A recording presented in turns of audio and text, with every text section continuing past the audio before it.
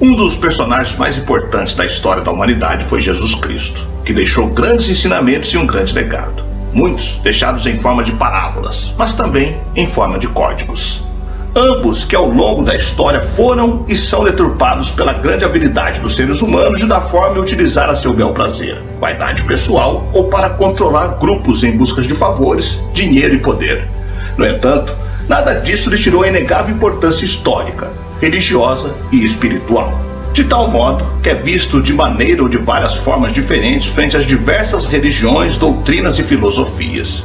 Uns o chamam de Jesus de Nazaré, tem aqueles que chamam de Jesus Cristo ou de outros nomes.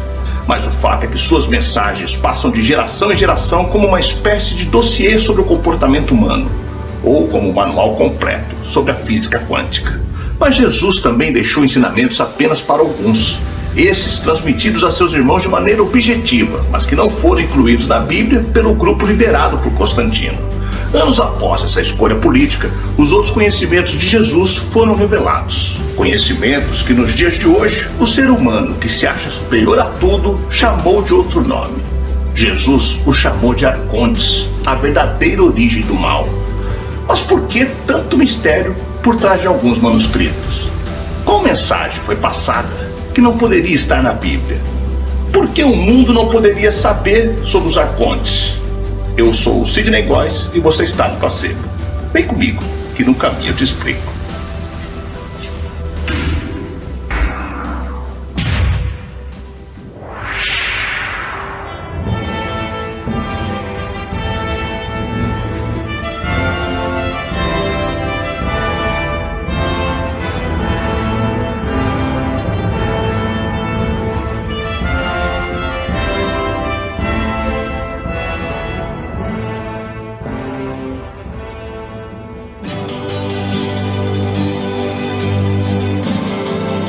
Os papiros e os manuscritos antigos são textos gnósticos que falam sobre a vida de Jesus, porém não fazem parte da Bíblia como conhecemos.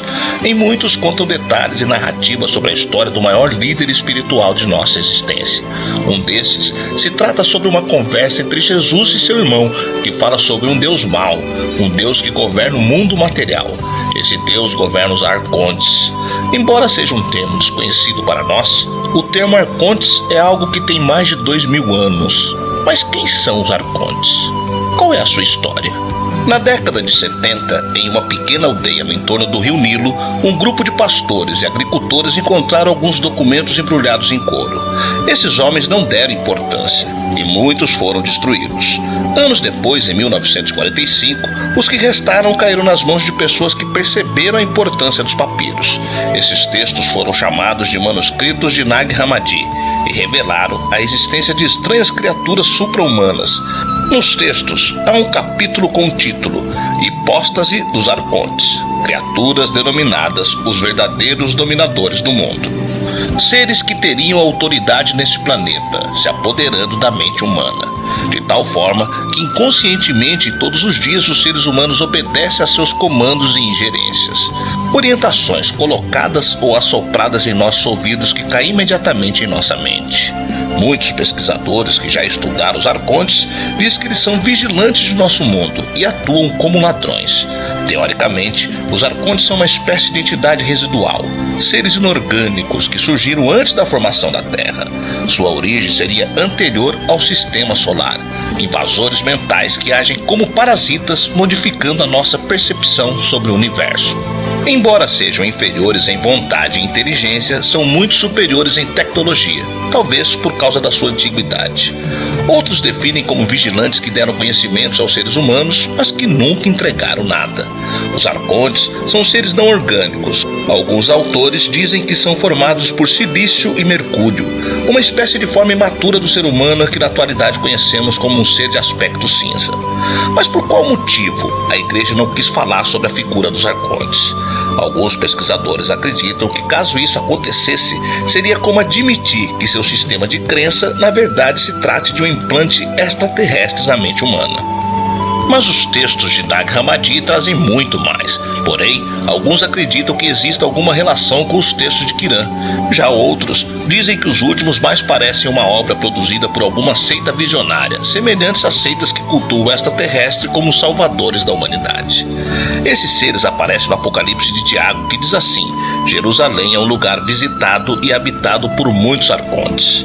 Os gnósticos descrevem os arcontes como um tipo de infecção psíquica e mental que criam o que eles chamavam de loucura religiosa, dizendo que Jerusalém estava altamente infectada. Os textos de Nag Hammadi falam que o mundo, e em particular o sistema que habitamos, é uma espécie de anomalia causada pela presença dos arcontes. Esses seres interferem na vida humana e no livre-arbítrio, escravizando os seres humanos. Em suma, estamos falando de outras inteligências ou seres extraterrestres, porém, alguns veem sempre como seres celestiais. Nesse caso aqui, essas criaturas na verdade implantaram um vírus biológico na mente humana. Um pesquisador descobriu coincidências interessantes. Segundo ele, os textos de Nag Hammadi foram encontrados em 1945 e 2 anos depois, 1947, se descobre os textos de Quirã. Bem, ele notou que essas datas, curiosamente, são de uma época que foi o ponto alto do fenômeno UFO. Primeiro, com o famoso incidente de Kennedy Arnold, e em 1947, quando acontece o caso Roosevelt no Novo México. Definitivamente coincidências muito interessantes. O antropólogo Michael Warner relata que quando estava em estado alterado de consciência chegou a ver os arcontes. Ele os definiu como sendo uma espécie de baleia misturada a um tipo de réptil, um pterodáctilo, uma espécie de peixe voador, curiosamente como vemos constantemente em outras religiões. Por exemplo, o deus dos sumérios, o deus Uanes, mas também são definidos como um dragão voador. Outros estudiosos acreditam que esses predadores alienígenas chamados de arcontes pelos gnósticos podem tomar 2 formas. Uma forma embrionária, o que nos leva a pensar nos Greys, e outra sob a forma dracônica, que nos faz lembrar dos reptilianos. Todos remetem à mesma coisa, e podem acessar o corpo dos seres humanos e às vezes tomam formas de animais, e mais uma vez como vemos nas antigas religiões. Às vezes aparecem como crocodilos, águias, leões e outros animais. No geral, os gnósticos dizem que os arcontes raptam as almas à noite durante os sonhos, alimentando-se da energia divina quando estamos relaxados.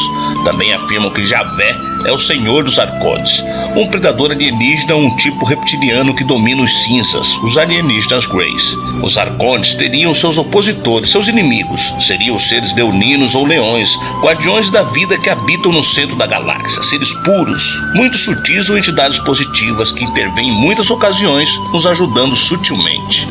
Os arcontes você provavelmente já conhece com outro nome, dependendo de sua religião, filosofia ou crença. Alguns os chamam de energia negativas, alienígenas do mal, ou mais popularmente conhecido como demônios. Mas e você, o que acha? Poderia esta estranha comparação sugerir que estes textos da antiguidade são a chave para abrirmos os mistérios extraterrestres?